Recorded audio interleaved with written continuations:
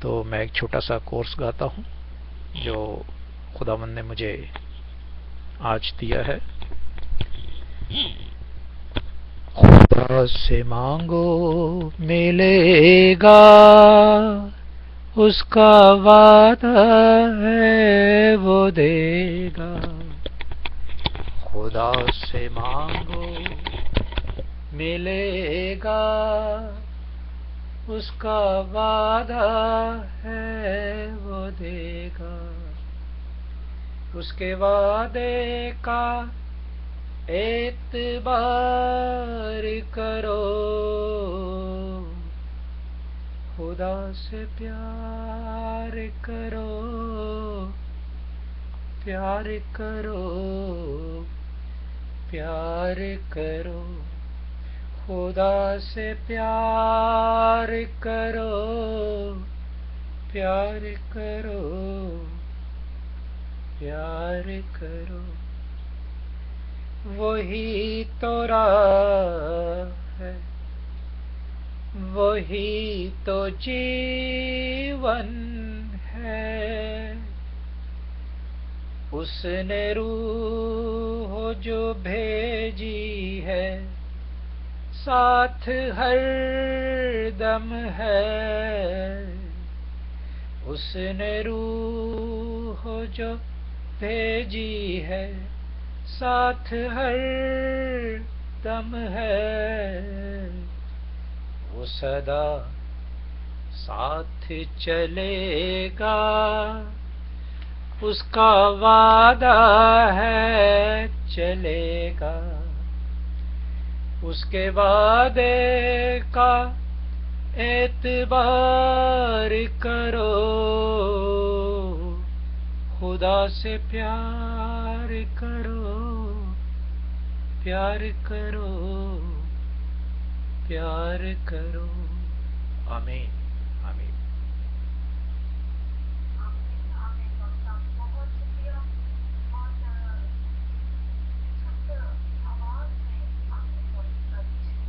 خدا سے مانگو ملے گا، اس کا وعدہ ہے وہ دے گا. وہ اپنے وعدوں میں سچا ہوتا ہے، اور جب اس سے مانگتے ہیں تو انہیں دیتا ہے اس کا. میں خدا کے زندہ کلام کے لیے پاسٹر عاشق صاحب ہمارے ساتھ موجود ہے. میں ریکویسٹ کروں گی کہ پاسٹر آف لائن بھی ہو چکے ہیں، اور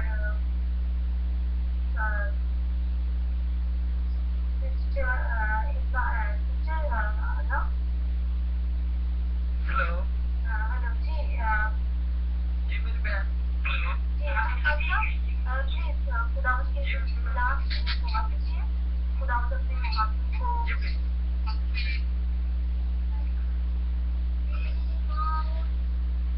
خدا باپ خدا بیٹے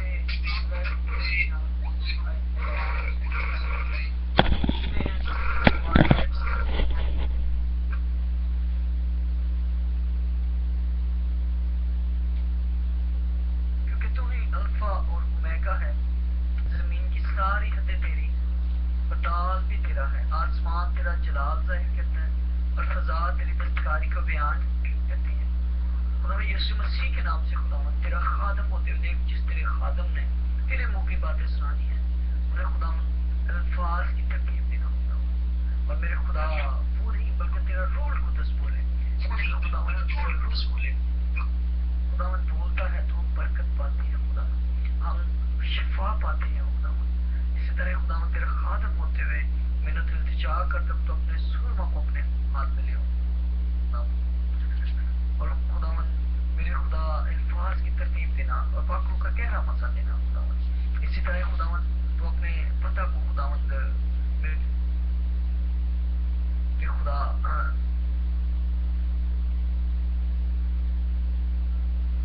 بہت زیادہ برکات دینا، تاکہ خداوند اپنی عقل یا علم سے نہیں بلکہ تیرے روح القدس کے سبب سے خداوند تیرے نام کو جلال دے. اے خداوند ان سب پر میں تیری برکت چاہتا ہوں، تاکہ خداوند آج خداوند جو کوئی کلام سنے اسے کلام سننے ہونا بنا بلکہ عمل کرنے والے بنا، تاکہ خداوند ہم تجھ سے پوری برکت میں خداوند تیرا کلام میں برکت شفا اور قوت دیتا ہے یسوع مسیح کے نام سے. آمین. آمین آمین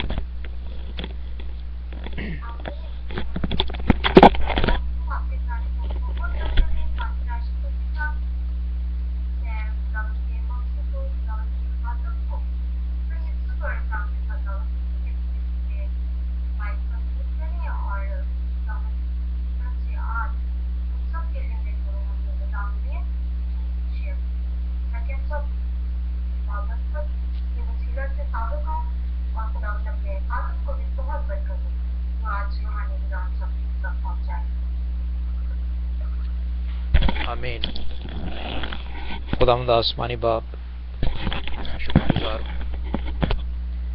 اس مٹی کے برتن میں خداوند جو آپ نے 3 گنا پانی پہلے سے رکھا اور اب اسے چاہتے ہیں خداوند کے لبالب بھر دے، اور وہ میں جو ہم سب کے لیے ضرورت کا باعث بنے، یسوع نام سے مانگتے اور پاتے ہیں، آمین۔ بھائیو، آپ جانتے ہیں کہ ہم کون سی کتاب مقدس کا نظر ثانی کرنے کو ہیں؟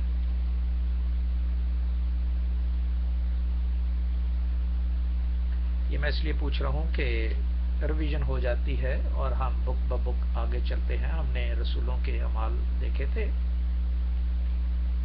خاص کر Bible vision for all nation کی آئی ڈی پہ، جو کہ 9 بجے خداوند کے حضور سب کھڑے ہوتے ہیں اور خداوند کو جلال دیتے ہیں۔ تو آج ہم کون سا باب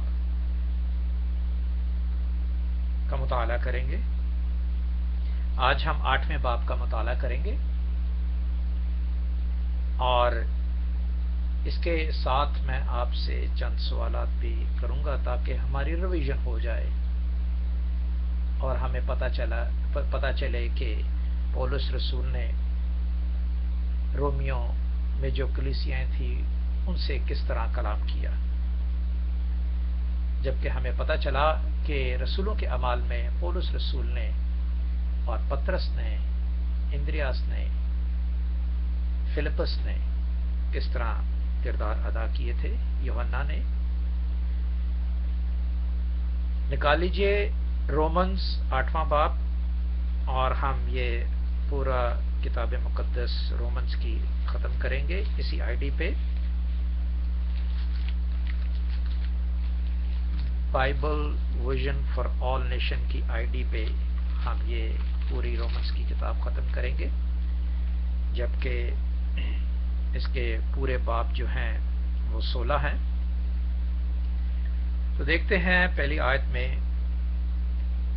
8واں باب پہلی آیت، پس اب جو مسیح یسوع میں ہیں ان پر سزا کا حکم نہیں، کیونکہ زندگی کی روح کے شریعت نے مسیح یسوع میں مجھے گناہ اور موت کی شریعت سے آزاد کر دیا۔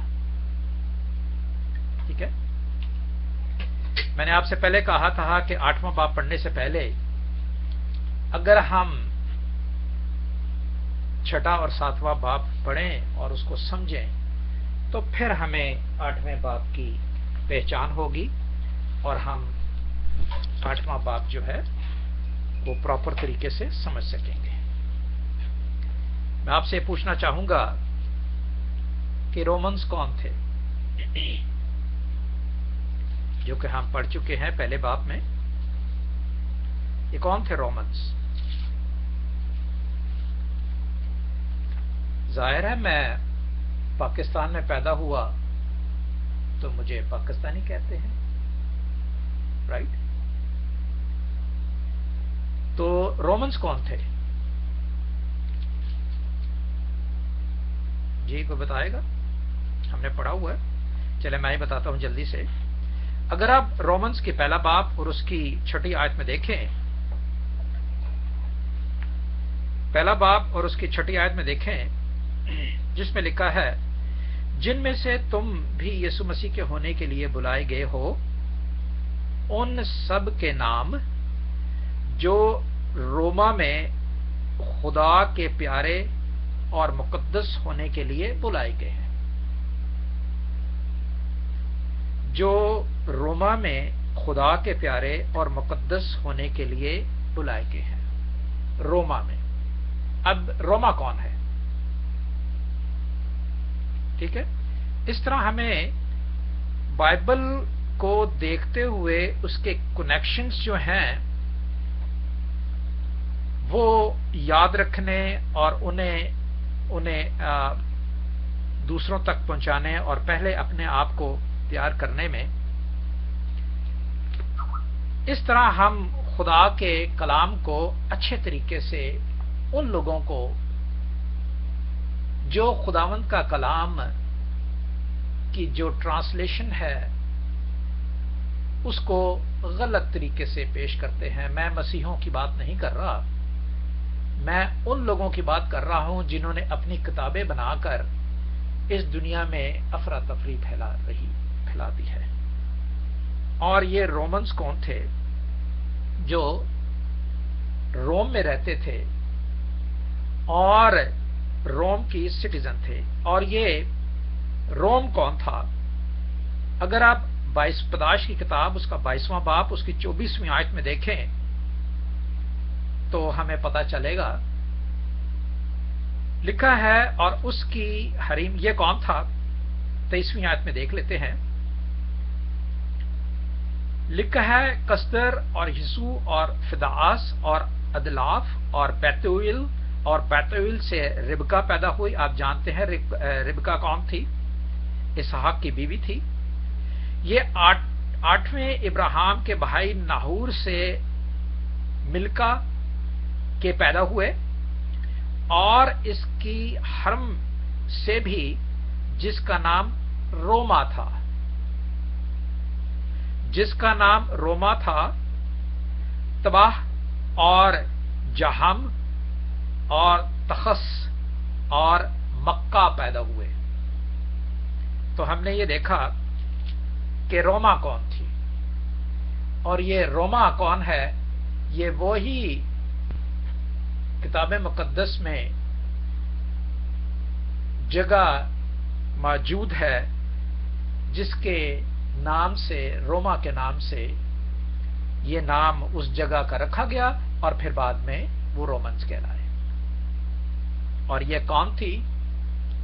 یہ نحور جو ابراہیم کا بھائی، نحور ابراہیم کا بھائی، اور اس کی بیوی کی ملکہ کی جو حرم تھی اس کا نام روما تھا. اور اسے بھی اس ابراہیم کے بھائی نحور نے بہت مال دیا، اور جس کی وجہ سے یہ آہستہ آہستہ آہستہ آہستہ ترقی کرتے گئے. اور ترقی کرنے کے بعد یہاں پہ خداوند کا کلام آیا. ٹھیک ہے. رومنز کا ہمیں پتہ چلا کہ رومنز کہاں سے آئے ہیں اور کون ہیں. اب وہاں پہ جو یہودی رہتے تھے روم میں،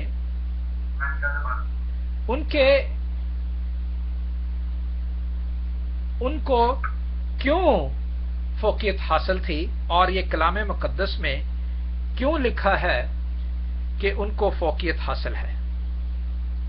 بتائے گا.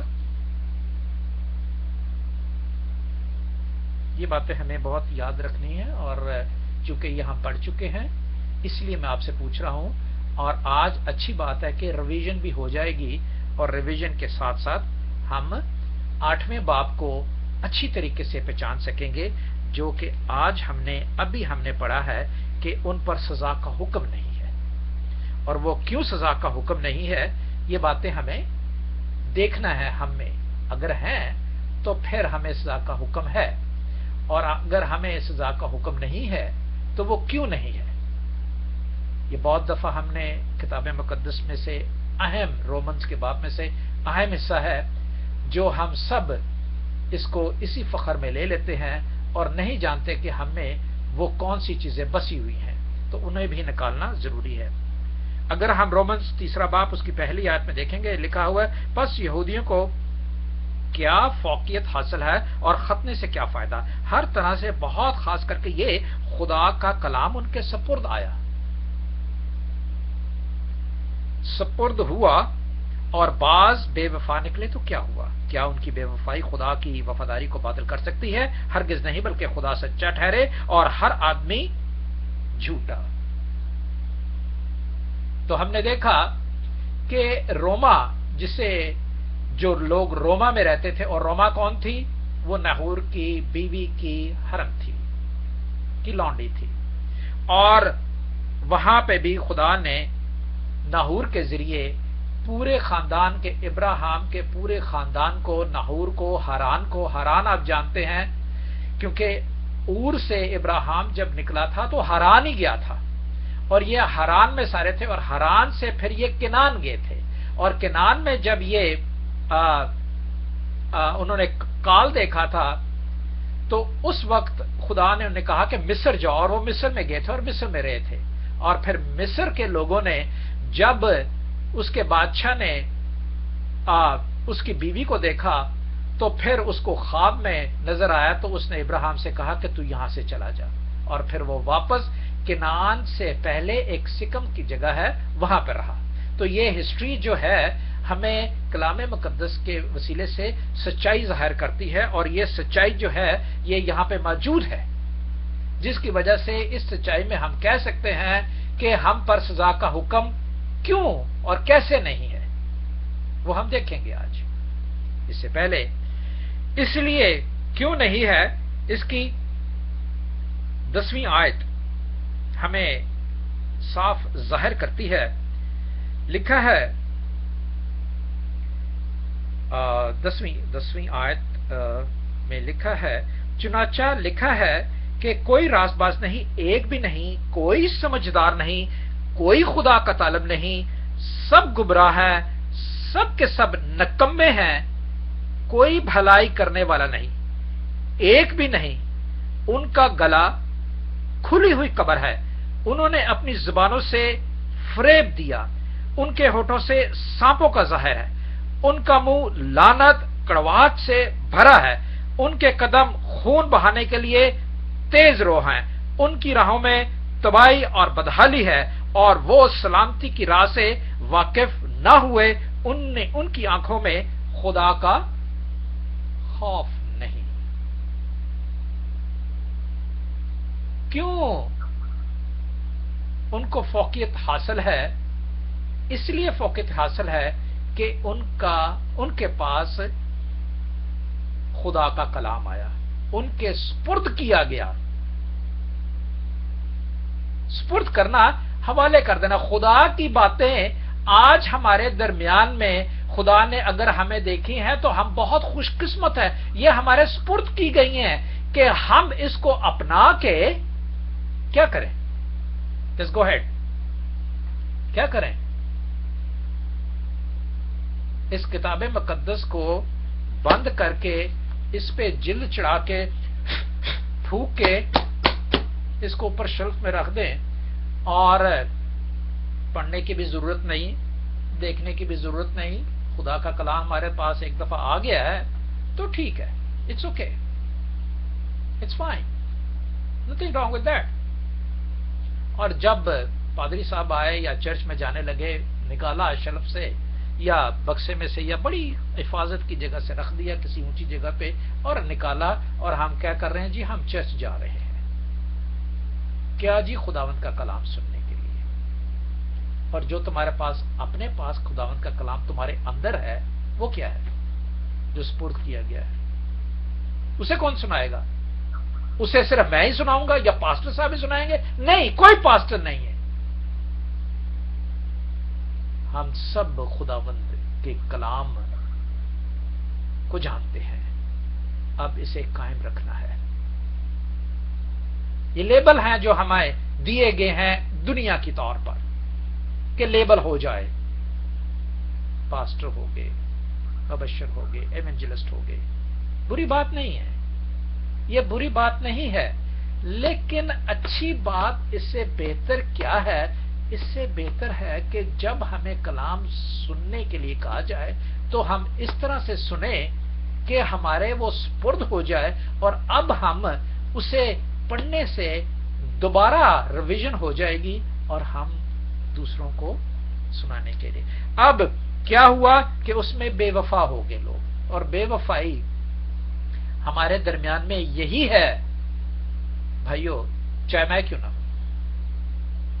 پہلی تو بات ہے میں نہ سنوں. اگر مجھے خداوند کا کلام کسی کے وسیلے سے اچھا نہیں لگتا تو میں نہ سنوں, سیدھی بات. اگر آپ کو میرے اس کلام کے وسیلہ سے جو خداوند نے میرے سپرد کیا ہے آپ کو اچھا نہیں لگتا تو پلیز مت سنیے گا. کوئی فائدہ نہیں یہاں پہ ادب سے بیٹھنے کا, مت سنیں. جائیں کسی اور جگہ پہ اور کسی اور آئی ڈی پہ جائیں, خاص کر ہفتے کے دن 9 بجے اگر میں یہاں آتا ہوں تو مت آئیں پلیز. اگر نہیں سمجھ آتا تو مت آئیں, اور اگر آتے ہیں تو سمجھنے کے لیے آئیں, سوال جواب کرنے کے لیے نہیں آئیں, کسی کو طنز بازی کرنے کے لیے نہیں آئیں, سمجھنے کے لیے آئیں اور پھر سمجھا جائے گا. تو کیا ہوا, بے وفائی ہوئی اور آدمی جھوٹا نکلا. آدمی کیوں جھوٹا نکلا ہم نے 11 سے 18 تک پڑھ لیا. اس کے بعد ہم دیکھتے ہیں کہ کس کی وجہ سے وہ لفظ جو ہے کون سا کہ ہم سزا کے لائق نہیں ہیں, کون سا لفظ ہے جو کہ سزا کے لائق نہیں ہے. وہ 5واں باب اس کی پہلی آیت میں ہے جو کہ ہم پڑھ چکے ہیں. بس جب ایمان سے راست باز ٹھہرے تو خدا کے ساتھ اپنے خداوند یسوع مسیح کے وسیلے سے صلح رکھیں. یہ آج باتیں سمجھنے کی ہیں اور پھر یہ 8واں باب ہمیں سمجھ آئے گا, ورنہ کبھی بھی ہمیں سمجھ نہیں آئے گا. ہم جتنی دفعہ مرضی پڑھتے رہیں, اس کو 1000 دفعہ پڑھتے رہیں, کبھی بھی سمجھ نہیں آئے گا. ہم لبوں سے خدا کی تعریف کرتے ہیں, دل ہمارے دور ہے. کیوں؟ جس کے وسیلے سے ایمان کے سبب سے اس فضل تک ہماری رسائی بھی ہوئی جس پر قائم ہے, اور خدا کے جلال کی امید پر فخر کریں. اور صرف یہی نہیں بلکہ مصیبتوں میں بھی فخر کریں, یہ جان کر کہ مصیبت سے صبر پیدا ہوتا ہے, اور صبر سے پختگی, اور پختگی سے امید پیدا ہوتی ہے, اور امید سے شرمندگی حاصل نہیں ہوتی, کیونکہ روح القدس جو ہمیں بخشا گیا اس کے وسیلے سے خدا کی محبت ہمارے دلوں میں ڈالی گئی ہے. کیونکہ جب ہم کمزور تھے تو عین وقت پر مسیح بے دینوں کی خاطر موا. اب کوئی عذر نہیں ہے. There is no excuse. When people are having excuse in their body, they are not changed. First thing, I say I am changed because God's Spirit is touched me. I am saying that God revealed on me, but I am not changed. I am doing the same thing what I was doing in past. What the children are doing in past, what the children are doing, so many mistakes. The children are born with mistakes. جو بچے ہیں وہ mistakes میں ہی پیدا ہوئے ہیں, گناہ میں نہیں پیدا ہوئے, mistakes میں پیدا ہوئے ہیں. اور وہ mistake کون سی ہے؟ وہ آدم سے چلی آ رہی ہے اب تک, آدم سے چلی آ رہی ہے اب تک. اور اس مسٹیک کی وجہ سے آپ کسی بچے کو, چاہے امریکن ہو, چاہے پاکستانی ہو, چاہے انڈین ہو, چاہے روم کا ہو, اٹلی کا ہو, کوئی بھی بچہ جب پڑھتا ہے آہستہ آہستہ بڑھتا ہے, اس کو تربیت اور تعلیم کی ضرورت پڑتی ہے. بیٹے یہ نہ کرو, بیٹے ایسے نہیں کرنا, بیٹے اس کو نہیں ہاتھ لگانا, بیٹے یہ نہیں ہونا, بیٹے وہ نہیں کرنا, بیٹے جو آپ لفظ کہہ رہے ہو وہ ٹھیک نہیں کہہ رہے ہو. اور اگر ماں باپ اس کی تنبیہ کرتے رہیں گے, تنبیہ کا یہ مطلب نہیں ہے کہ مارنا,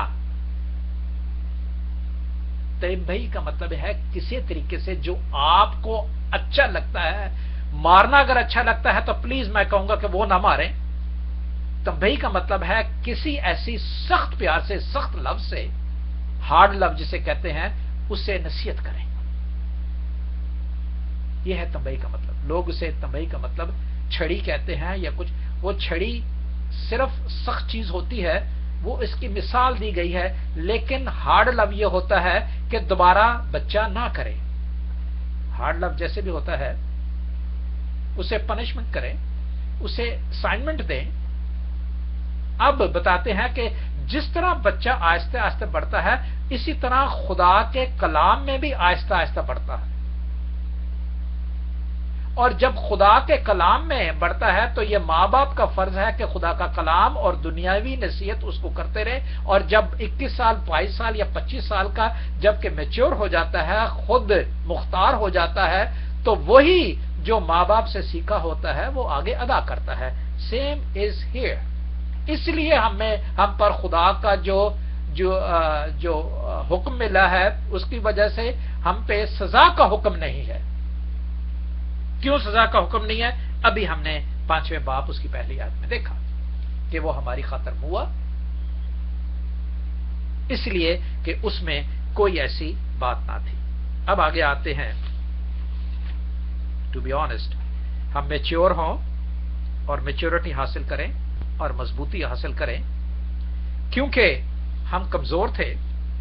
پہلا سب سے 8واں باب 3 سے 5 تک اگر پڑھ دے تو میں آپ کا بہت مشکور ہوں گا. میرے پاس ابھی 5 منٹ رہ گئے ہیں صرف. اگر آپ چاہیں گے تو میں 5 منٹ اور لے لوں گا، ورنہ میں ختم کروں گا. پڑھ دے گا 8واں باب 3 سے 5.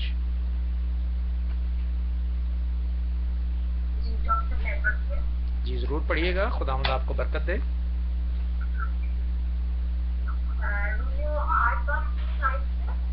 تین آیت سے 5 آیت تک بیٹے.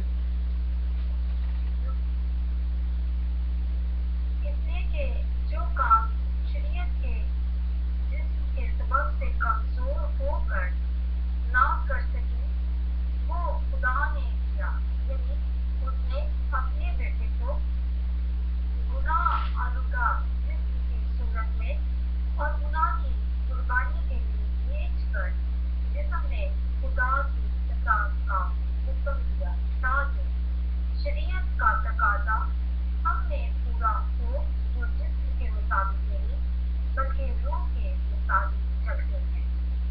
کیونکہ جو جسمانی ہے وہ جسمانی باتوں کے خیال میں رہتے ہیں، لیکن جو روحانی ہے وہ روحانی باتوں کے خیال میں رہتی ہے. خدا ان کے خدا کلام سے پڑے اور خدا. تھینک یو بہن. خدا ہم سب کو آپ کے کلام کے پڑھے جانے پر برکت بخشے. آمین. اب ہم نے دیکھا تھا کہ گناہ کیا چیز تھی.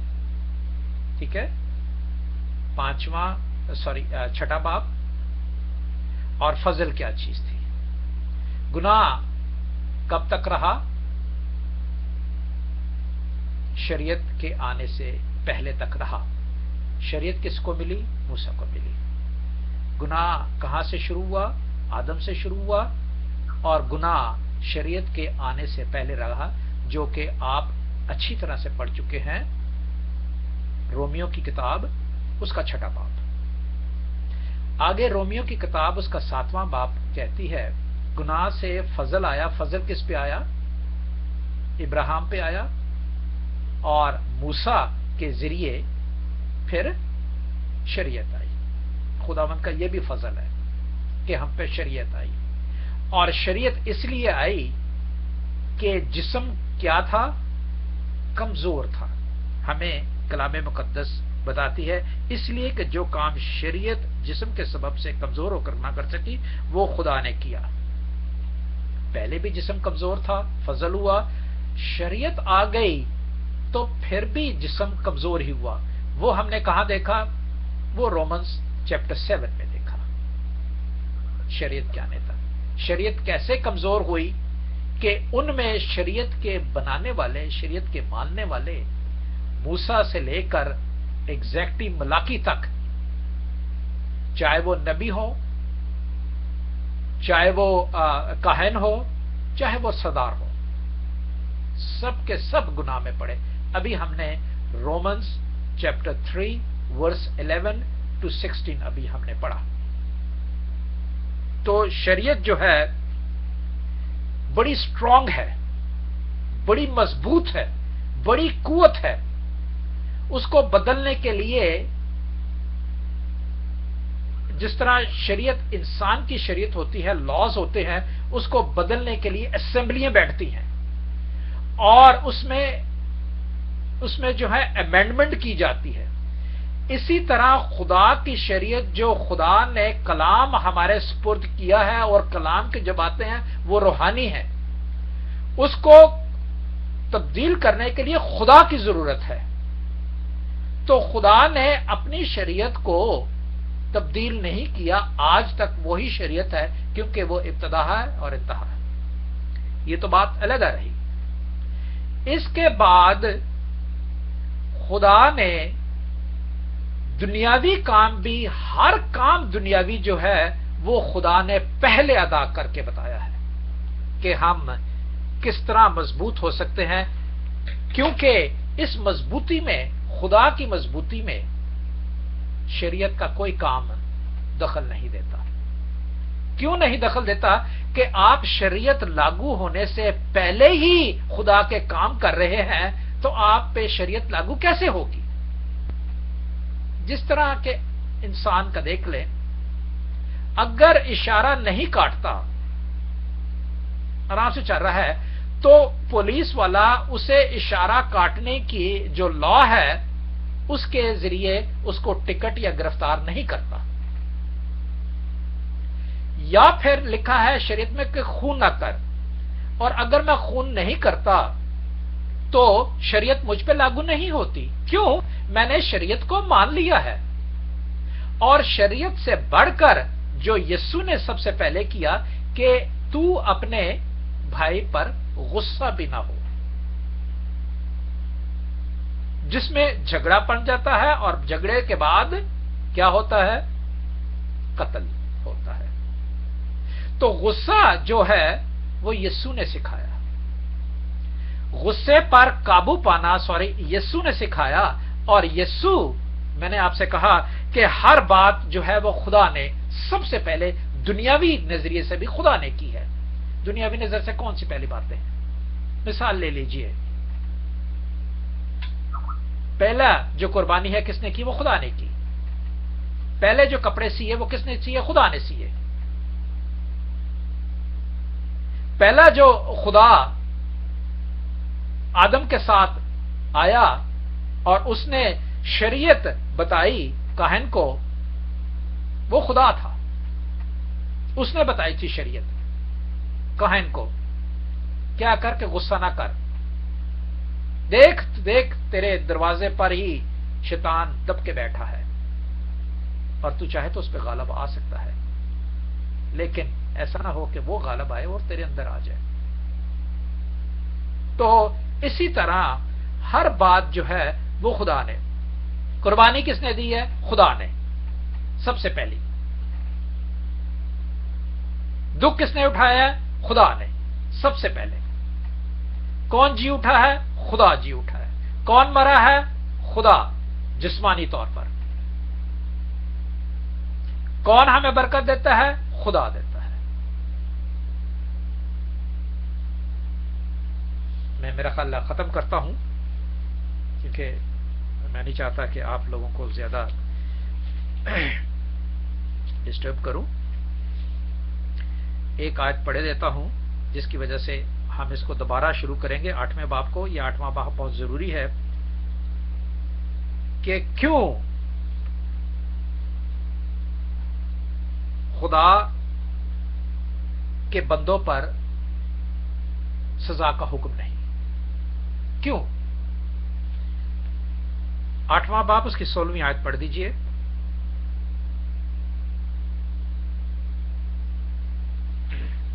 رومنز 8واں باب میں پڑھ دیتا ہوں ٹائم ضائع کیے بغیر۔ 8واں باب اس کی 16ویں آیت میں یوں لکھا ہے، روح خود ہماری روح کے ساتھ مل کر گواہی دیتا ہے کہ ہم خدا کے فرزند ہیں، اور اگر فرزند ہیں تو وارث بھی ہیں، یعنی خدا کے وارث اور مسیح کے ہم میراث، بلکہ ہم اس کے ساتھ دکھ اٹھائیں تاکہ اس کے ساتھ جلال بھی پائیں۔ اس سے یہ ثابت ہوا کہ خدا کی روح ہماری روح کے ساتھ مل کر جو کردار ادا کرتی ہے، اس وجہ سے یسوع ہمارے اندر ہوتا ہے، اس کی روح ہمارے اندر ہوتی ہے اور ہم پر سزا کا حکم نہیں ہوتا، اس سزا کے قانون سے ہم پہلے ہی سیکھ جاتے ہیں یسوع کے ہر عمل کو جو اس نے پہلے کر کے ادا کر کے ہمیں سکھایا ہے. That's the reason. اور جو نہیں جانتے یسوع کو، یا پھر ایسے کہہ لیجیے جو امریکہ کے قانون کو نہیں جانتے، یا لندن کے قانون کو نہیں جانتے، یا فرانس کے قانون کو نہیں جانتے، ظاہر ہے غلطی تو کریں گے، وہ ان کو پھر بتانا پڑتا ہے. اسی طرح لہذا بھائیوں کہ جب خدا کا روح ہماری روح کے ساتھ مل کر کیا کرتا ہے، ہماری شفاعت کرتا ہے اور ہمیں وہ میراث دیتا ہے جو ہم رکھتے ہیں. کون سی میراث؟ خداوند یسوع کی شریعت دے دیتا ہے کہ تو خدا کو اور اپنے پڑوسی کو اپنے مانند پیار کر. باتیں بہت ہے کرنے والی، وقت کم ہوتا ہے، باتیں کرتے رہیں تو ختم نہیں ہوتی یسوع کی. اتنی بڑی باتیں ہیں، اور خوبصورتی کلام کی یہ ہے کہ چاہے پرانا عہد نامہ ہو چاہے نیا عہد، جتنے حوالے کھولیں آپ کنیکٹڈ ہوں گے. کوشش یہ ہے کہ ہم چھوٹی سی بات، سمپل بات سے خداوند کے کاموں کو سمجھ جائیں اور اس کے لائق ہم کام کریں. ہم اگلے ہفتے اسی باب کو دیکھیں گے. جسمانی کمزوری کی وجوہات ہم نے دیکھ لیا کہ جسمانی کمزور کیوں ہے، اس کی وجوہات دیکھیں گے کون سی ہے، اور مقدس پولس کی دانش دیکھیں گے کہ وہ ہمیں کیا کہتی ہے، اور انسان اس کمزوری کو کیسے دور کر سکتا ہے اور کون دور کرتا ہے یہ دیکھیں گے. اور پھر آسمان پر 3 گواہ ہیں اور زمین پر 3 گواہ ہیں ہمارے لیے جو ہماری مدد کرتے ہیں، وہ کون سے ہیں. اور اس کے بعد نصیحت کی باتیں ہیں جو ہم دیکھیں گے اگلے ہفتے. خداوند آپ کے ساتھ ہو اور آپ کو کرست سے خداوند کے کلام سے مالا مال کرے. آمین. Thank you. آمین. ڈاکٹر صاحب بہت شکریہ بابرکت کلام کے لیے، کلام کی خوبصورت باتوں کے لیے، اور خدا ہم سب کو توفیق بخشے کہ ہم اس کے زندہ کلام پر ہمیشہ عمل کر سکیں اور اس کو سمجھ سکیں، اور آپ کو خدا کی طرح اور زیادہ کثرت سے اپنا زندہ کلام دے کر، زندہ کلام سے آپ کو بھر کر دنیا پر بھی خرچ استعمال کرے. کلام کی شکر گزاری کی دعا کے لیے میں ریکویسٹ کروں گی جماعت میں سے خدا کا پاک جس ٹائم پر اجازت دے رہا ہے وہ آ رہا ہے، شکر گزاری کی دعا میں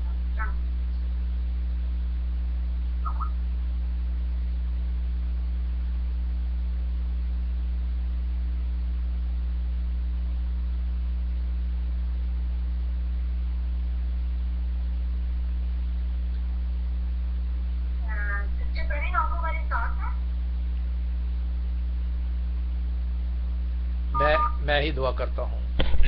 خداوند آسمانی باپ، ہم آپ کے نہایت شکر گزار ہیں.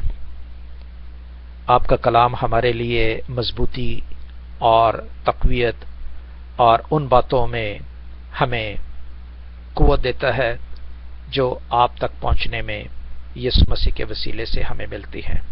وہ ہمیں اندر سے صاف کرتا ہے. اسی لیے خداوند نے ہمیں اپنا کلام دیا، خداوند نے اپنا خون دیا، اور خداوند نے اپنا نشہ دیا. آج ہم میں خداوند وہ نشہ ہے جو ہم فرق آئی ڈیز پر آ کر ہم خداوند پاتے ہیں. اس نشے سے خداوند بھر جاتے ہیں. دنیاوی نشہ اتر جاتا ہے لیکن یسوع کا نشہ کبھی بھی نہیں اترتا. وہ وعدہ پورا کرتا ہے جو مرتے دم تک اگر تو وفادار رہے گا تو میں تجھے زندگی کا تاج دوں گا. آسمانی باپ، شکر گزار ہیں کہ ہم روز بروز اسی طرح ہر آئی ڈی پر خداوند کو جلال دیتے اور سیکھنے کے طور پر ہم آتے ہیں، نہ کہ صرف سننے اور پڑھنے کے طور پر. اور اگر ہم سیکھتے ہیں تو صرف آپ سے سیکھتے ہیں. جلال آپ کو ملے، تعریف آپ کی ہو، فخر آپ ہیں، یسوع نام سے مانگتے اور پاتے ہیں، اور باقی ماندہ تمام جو بھی اس پروگرام کا حصہ ہے اسے بھی آپ کے ہاتھوں میں دیتے ہیں۔ قبول کر یسوع نام کے وسیلہ سے، آمین۔